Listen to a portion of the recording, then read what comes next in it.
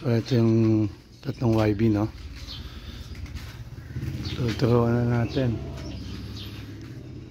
Yan yung apat dapat yun eh. Yan yung nakainan ng isa ng daga. Ayan natin matuto. Tanghaling tapat. 12:10 ng tanghali. May 2.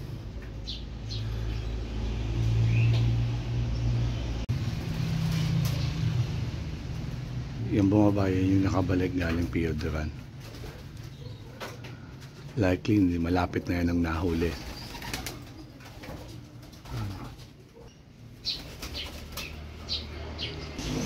Minsan ang ginagawa ko, di ba nasa viewing, no? So lalagyan ko ng puwang yung viewing. So mati-discover nila, lalabas sila kusa. Ito naman gusto ko matuto sila lumabas ng loft mismo.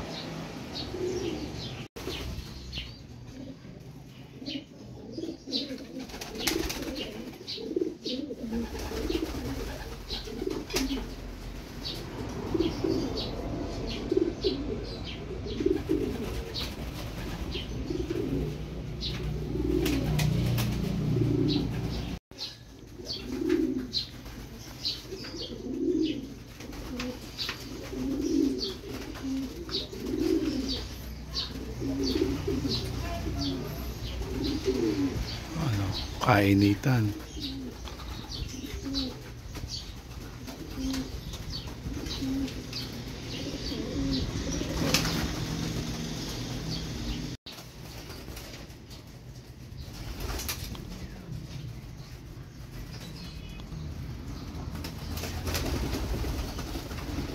Ayun na, isa na.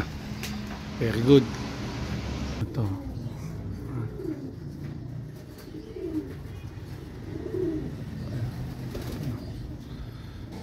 Nga pala yung update sa daga.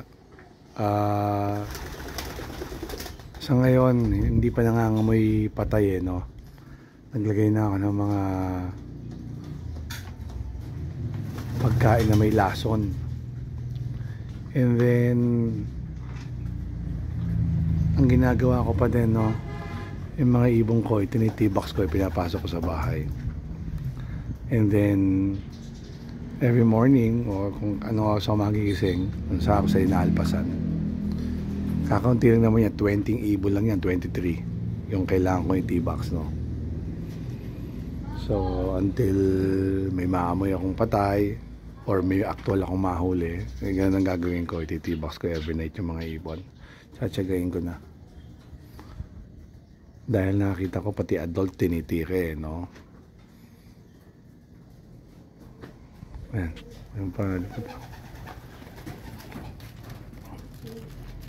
So ayan, yung may mga summer race, yung kasali sa summer race, I suggest 12 noon magpalipad kayo ibon.